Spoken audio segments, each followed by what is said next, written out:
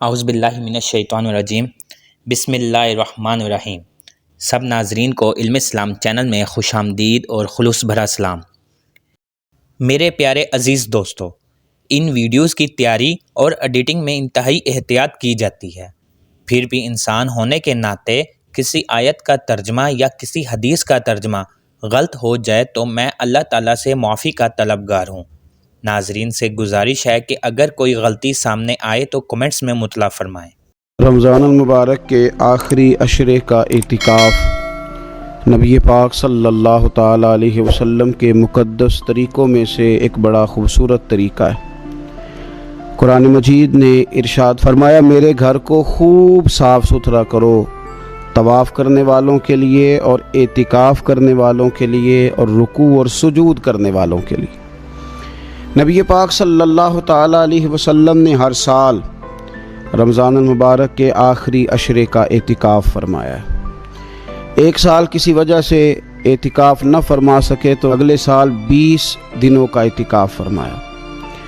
نبی پاک صلی اللہ تعالیٰ علیہ وآلہ وسلم نے اعتکاف کا جو مقصد بیان کیا وہ شب قدر کی تلاش بیان کیا۔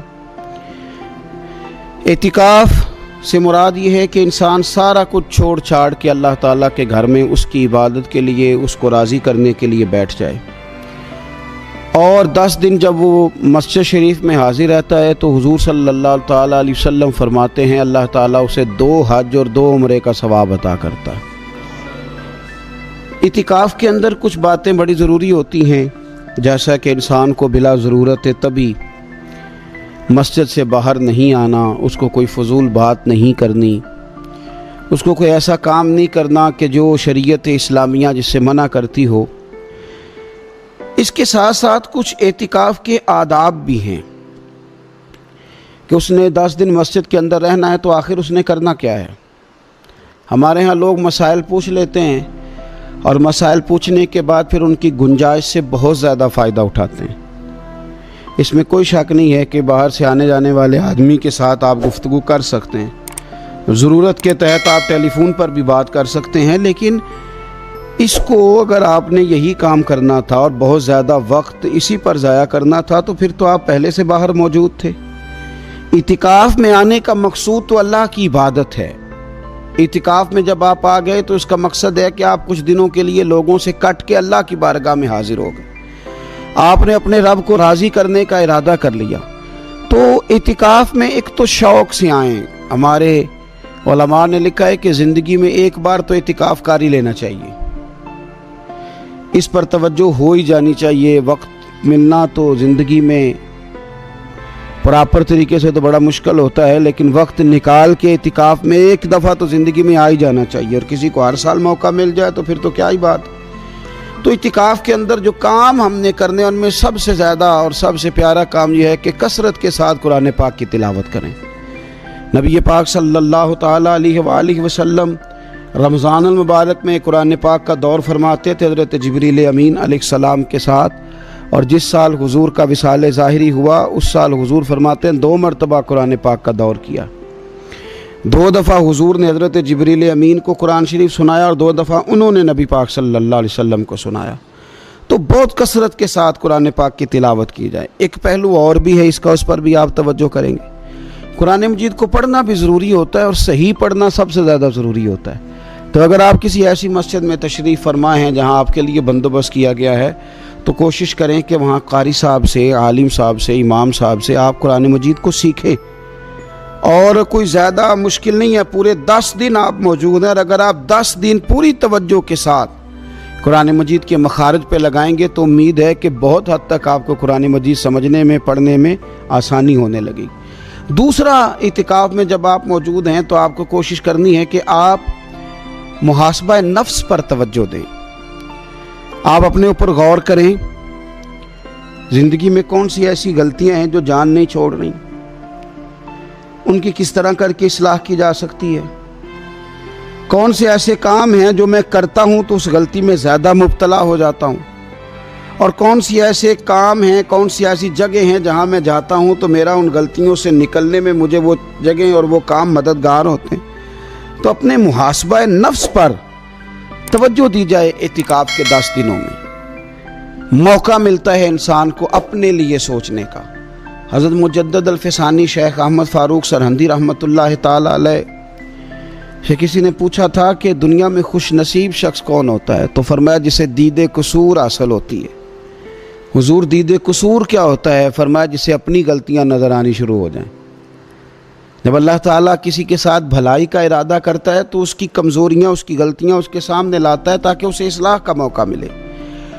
और जब ऐसा नहीं होता तो फिर तो लोग जब गलती मानेंगे ही नहीं तो इस्लाह कैसे होगी। तो इतिकाफ के 10 दिनों में मुहासबा नफ्स पर ख़ास तवज्जो दें, अपनी ज़िंदगी में अपना हिसाब करें, अपना हिसाब। और जनाब उमर फ़ारूक रदी अल्लाह ताला अन्हु की वो रवायत हमें बताती है कि हिसाब कर लो इससे पहले कि तुम्हारा हिसाब किया जाए। तीसरी बात, एक तो कुरान पाक पढ़ेंगे, एक मुहासबा नफ्स करेंगे। तीसरी बात मुराकबा करें। कुछ देर के लिए बैठे, ये गौर करें कि रब ताला ने हमें नेमतें कितनी अता फरमाई हैं। फिर ये गौर करें कि उन नेमतों के बारे में, उन नेमतों के साथ हमारी इबादत कितनी है, हमारा शुक्र कितना है। ज़िंदगी अपनी का हिसाब लगाएं, गौर करें कि कितना कुछ है जो हमें मेहनत से मिला है और कितना है जो बगैर मेहनत के मिला है। और कौन सी ऐसी नेमतें हैं जिनका हमने शुक्रिया अदा किया और कौन सी ऐसी हैं जिन पर हमने कभी तवज्जो ही नहीं की कि यार ये तो बहुत बड़ी नेमत है जो अल्लाह ने हमें अता की हुई। अपनी गर्दन को झुका के थोड़ा गौर व फिक्र करें। तफक्कुर का दर्स दिया है कुरान पाक ने, बार बार कहा है तफक्कुर करो, गौर करो, तदब्बुर करो, तो ये हमें मौका मुयस्सर आता है। चौथी बात, इतिकाफ के दिनों में अपने रब करीम के साथ अपनी तवज्जो को लगाएं। कुरान हकीम ने जो कहा ना कि रब की इबादत इस तरह करो कि तुम्हें ना यकीन हासिल हो जाए, खुल कर उसकी बारगाह में सजदे करें, दुआएं मांगें। हमारे सूफिया फरमाते हैं कि एक वक्त आता है कि इंसान को खुद इत्मीनान कल्बी नसीब हो जाता है। उसे महसूस होता है कि वाकई मेरा रब मुझसे राज़ी है। उसे महसूस होने लगता है कि मैं अपने मालिक के करीब चला गया। वो इस कसरत से नफल पढ़ता है, इस ज़ौक़ के साथ वो उसकी बारगाह में दुआएं करता है, इस शौक़ के साथ वो तिलावत करता है। खुद महसूस करने लगता है कि अब मेरा दिल लगने लग गया है। अब मैं दुआ मांगता हूँ तो मुझे लगता है कि कबूलियत मेरी दुआओं के करीब आने लगी है। अल्लाह ने हमें ये मौका दिया है कि हम खूब इस पर तवज्जो करें। पांचवी बात, इतिकाफ वालों की खिदमत में ये अर्ज़ करनी है कि पूरे 10 दिन हमारे पास मौजूद होंगे और हमने मस्जिद में होना है, तो क्यों ना ऐसा करें कि अज़ अव्वल ता आखिर, सुबह से शाम तक हम हर वही काम उसी तरीके से करने की कोशिश करें जो तरीका हमें रसूल पाक ने अता फरमाया। हमारा खाना पीना, सोना, जागना, बोलना हुजूर की इत्तिबा में ले आए। हम इन 10 दिनों में हम प्रैक्टिस करें कि हमने सुन्नत के मुताबिक, हुजूर के तरीके के मुताबिक सारे काम करने। आप अगर ये इरादा करेंगे तो पता है मदीने वाले महबूब अलैहिस्सलाम ने फरमाया जिसने मेरी एक सुन्नत को ज़िंदा किया गए गुज़रे दौर में रब उसे 100 शहीदों का सवाब अता फरमाएगा। तो इतना एजाज़ है। तो इन 10 दिनों में होना भी मस्जिद में है, होना भी बावुज़ू है, तो क्यों ना सारे काम सीखा जाए, पढ़ा जाए उससे पहले कि खाना किस तरह खाना सुन्नत है और किस तरह बैठ के खाना सुन्नत है और फिर किस तरह करके गुफ्तगू करना हुजूर अलैहिस्सलाम का मुक़द्दस तरीका था। वो किस तरह से फूल झड़ते थे जिनसे लोग फैज़ हासिल करते थे। तो इतिकाफ़ में अपनी मसरूफियात को इन 5 कामों में लगाएं।